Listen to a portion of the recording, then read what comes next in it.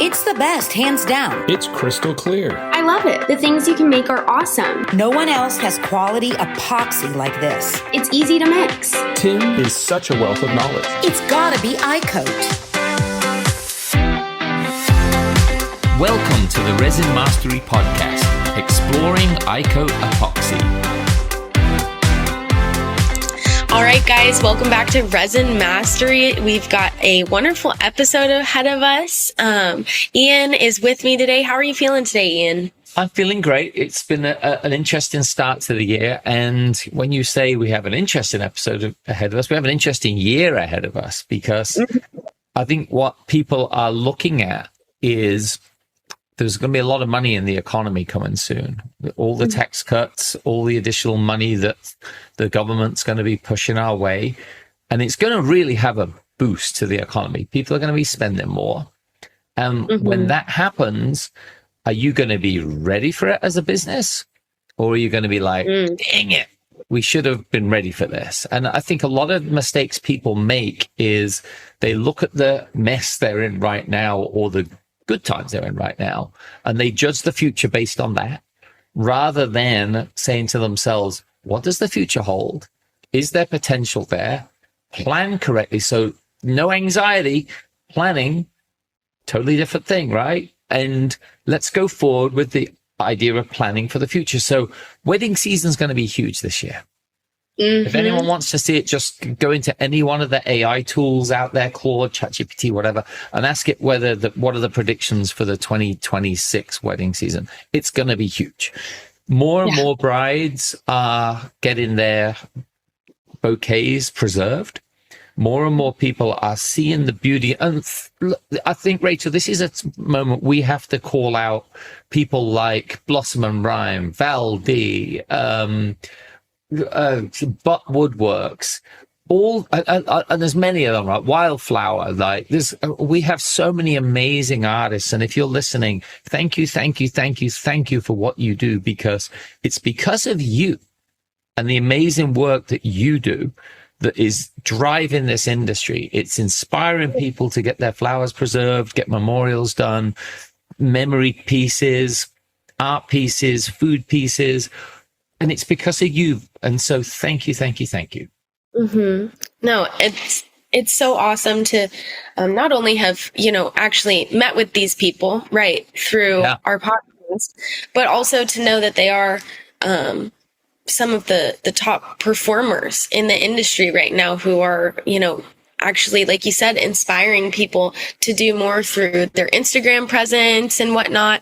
And so today, kind of going based off of that, we're talking about maximizing profits. We're talking about how we can, break down how you turn your passion into profit, which is such an important aspect to having a business, because you can have all the passion and I mean this in the kindest way, have bad practices in terms of how you're going about, like you said, looking at forecasts, trying to see and gauge the future of your business. And when that happens, like you previously said, you're just not as prepared as you should be.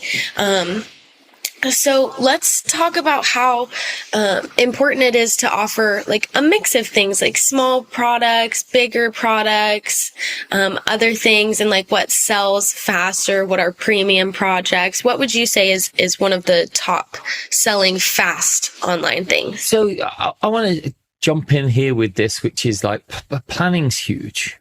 And when we're talking about maximizing profits, this is all part of that planning piece.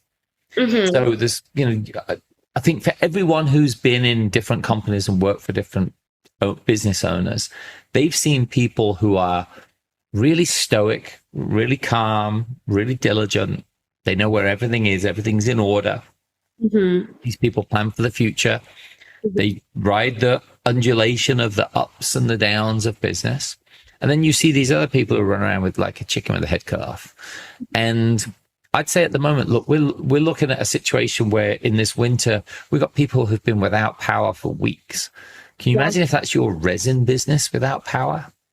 Oh, yeah, that would be. So planning. What's your backup plan? Have contingency plans, not just for when times are going great and how big a boat do I buy, but it's like when things aren't so good, what do I have to do? Is it more marketing? Is it more online promotion? Is it, do I have to change the things I'm making because these things are trending? And this is what this show is all about. If you listen back over our episodes, you'll see we talk about seasonality. We talk about things that help you have a more consistent business. So yeah, Rachel, I think we're seeing a big uptick in obviously wedding bouquet preservation. Memorial preservation is becoming huge. My wife's had a picture of her father up in our kitchen for over 3 years now after he passed away. And these are the sort of things that people are encasing in a memory box that they can keep and display somewhere. As people are graduating, they're doing graduation gifts. Again, these are things people can carry forward because as these events happen, you may have a few pictures here, a few pictures there, a few little things here and there, but collating it all into one memory piece and encasing it, fantastic idea. So yeah, they're the sort of things I'm looking. But again, I would lean on our magazine as well, the iCoat magazine. You can find it through iCoatEpoxy.com, click magazine, and go on there. And we list and we continually update some of the fastest selling things that are being made out there and things that people are buying for. So I'd say to go to that. But let's think of this, right? So maximizing profits. Every hour you spend on any kind of resin piece, right? This is where you're making your money. And so you've got to start thinking like, what are we making? And this is where we have to start breaking down, like, what is it that we love doing? What is it that we're great at doing? And how can we turn that into profit? So I think you were hinting at this a little bit, Rach, which was diversity in your product line. Oh, yeah. Well, that's so important because, I mean, if you are only like, yes, a lot of businesses start with only one thing, which totally fine. Honestly, that's a good way to start to kind of gauge how things are going to sell. But if you're at all, like even in like the second year of your business, or if you've made a couple good sales and you're starting to, your revenue is increasing and you see that, you got to ask yourself the question, okay, so like, what else can I make? So, because when you only have one item, even if the demand is high, your market is a specific type of person, right? Like I love keychains, and I would probably be more prepared to buy a couple different keychains because of my income than a river table for myself, know, but there's people who definitely want a river table. I can't afford that right now, but, so yeah, just having a wide variety, a wide range of things that you create and sell. And like, so one of the things too is like how, like basically which products in your line sell the fastest versus which one brings the most profit is a really good question to ask yourself. And that can be a little tricky, but you really have to look over the numbers as a whole, right? Wouldn't you agree? You have to kind of, and I would even say that you've gotten a good thing here, which is if doing wedding preservation's your big thing, maybe it's a moment you need to make some smaller trinkets, maybe a real small flower and a little small keychain, send it to the bride to be, and with a note saying, I'm really looking forward to basically encasing your flowers as a memory piece forever, preserving them. Yeah. What a great way to get that introduction where they're like, wow, this looks amazing. This is bless you for your wedding, that sort of thing. And Richard, you made me think of something else when you were saying that, because a friend of mine owns a winery, and selling wine online is really tough. Selling wine in traditional outlets is super tough. So he was having this big backlog of wine, and he thought to himself, you know what, I don't want this stuff to get too aged or me to get discouraged, so let's try something different. Let's try a street fair. And so he went and set up at a street fair. They're usually very inexpensive to attend, gangbuster business. And he told me that there were people there selling resin kits. And I said, what, finished pieces? He goes, both. They were selling things that I could see, like ring holders, and I could see ashtrays and food trays. And he said, and they were doing a brisk business. And you think about it, that all your expenses is the cost of the booth. You basically set a table up, maybe an umbrella if it's too sunny or whatever. But there's a place you can actually sell a bunch of stuff, right? And get a good gauge in the community of what people love. And that sort of input is what you absolutely need to be doing. So I think, to your point, it's really good to gauge what that is. What are people talking about? What are the things that people want to do? And I think the key to what resin artists do is that personalization piece.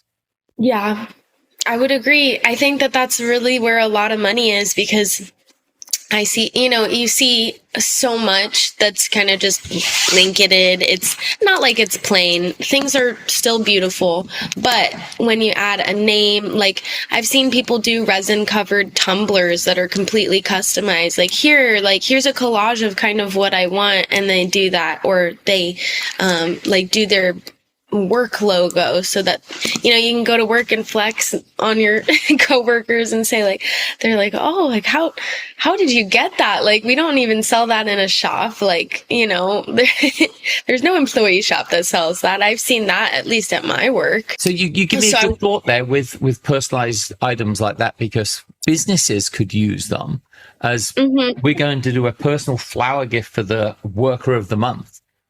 Yeah. Right. Yeah, so I think that's what we've got to encourage people, is about getting creative, because the show title about maximizing profits, and Rach, you talked about this in the pre-show, which is make sure you're ordering enough product where you can get creative. Yeah. Don't work on scarcity, which is just, I'm going to order enough to do this one preservation, then I'm going to sit there hoping and praying that I'm going to get more work. Yeah. Be creative. Go out there, make something special with that rest of that resin. It's a very small investment that you can actually turn that around. Find something that maybe for your local church, for something for a local business that you want to bless, and have them put it in their store as a presentation piece as well. A lot of things you can actually do within there. And as we talk about maximizing profits, like when you're ordering things, rather than just ordering scarcity, even with molds, maybe order 2 instead of 1.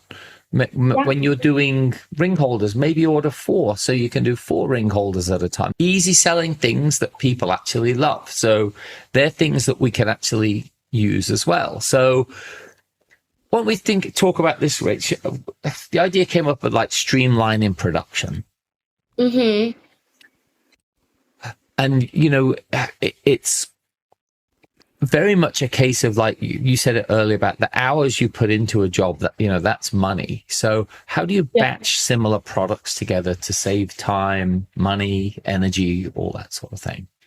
Yeah, that is a really good question. I would say, especially if you're doing so let's say you have a big piece that you're doing, right? As soon as you're done with that big piece does take some time to cure. It can take anywhere from a couple of hours to a day or so, depending on how big it is, what exactly you're doing, the depth of it too.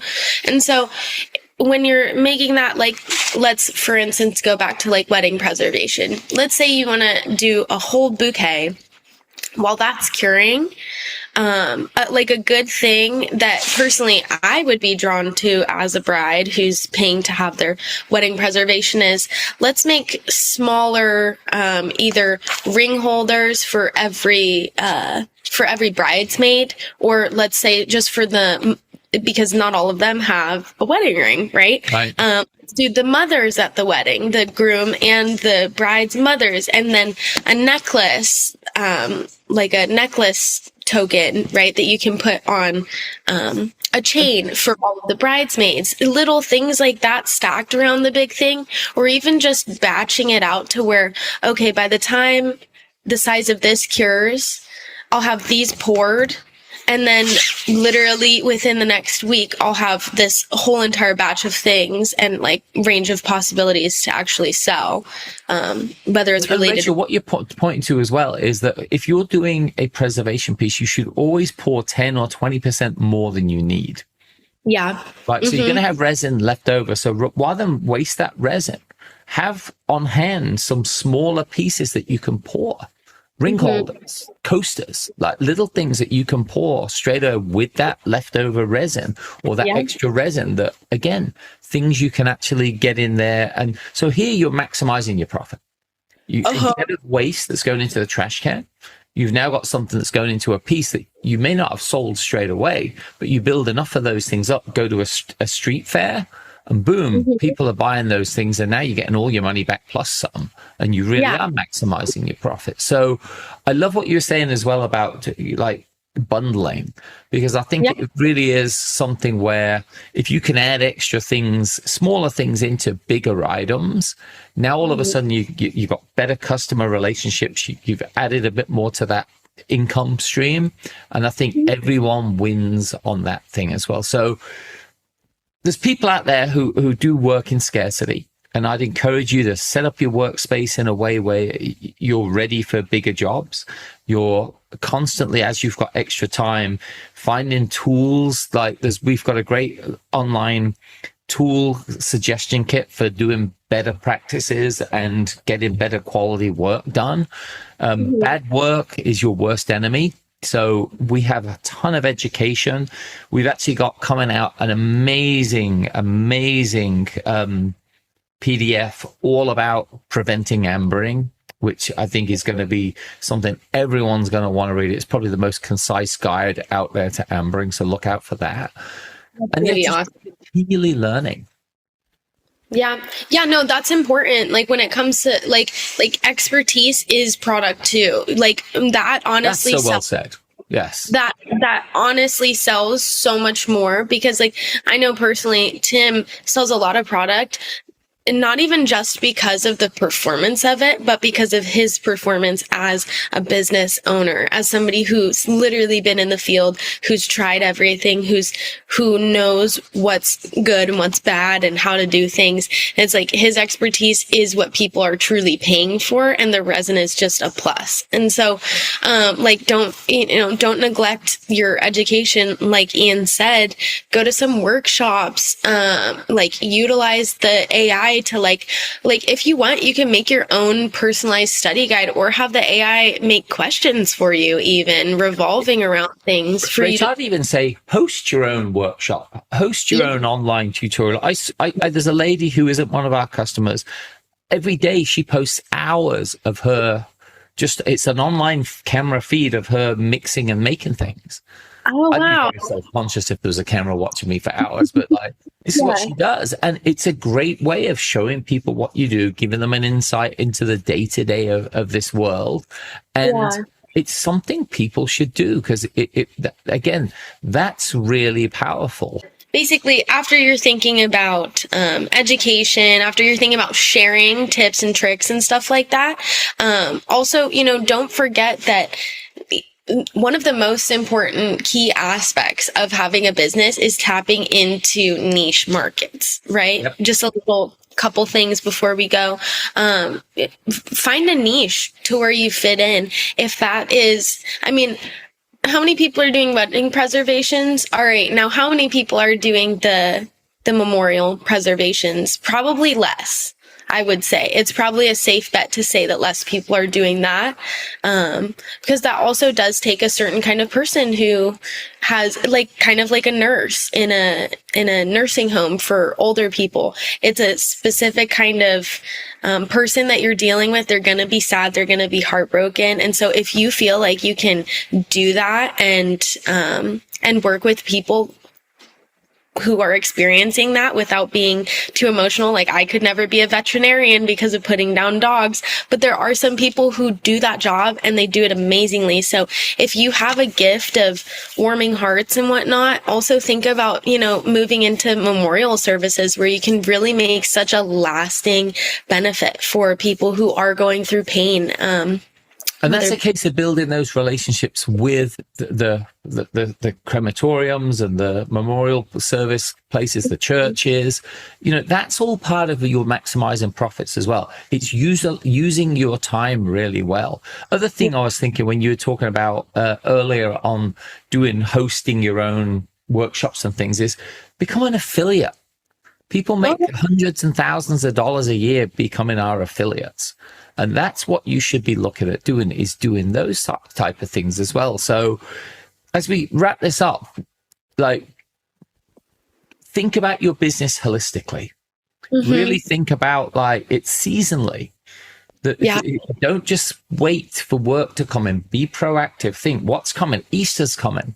So Easter's coming, which means there's the opportunity for flower preservations for churches, special gifts. There's a way to market through churches to get jobs done as well. All of this can be done. And I don't think you should hold back from it whatsoever, because, this is the time to do it. And then on the finance side of things, don't see tracking your finances and profits as a chore. It's part of your business. Yeah, it really is. It truly is. It's a very important aspect of your business, knowing which pieces are truly profitable after the materials, labor, and overhead. That's going to make a huge difference. Like you said earlier, when you streamline all of that, when you have it figured out, when you forecast, that's going to be so important for, okay, how are we going to deal with the year ahead?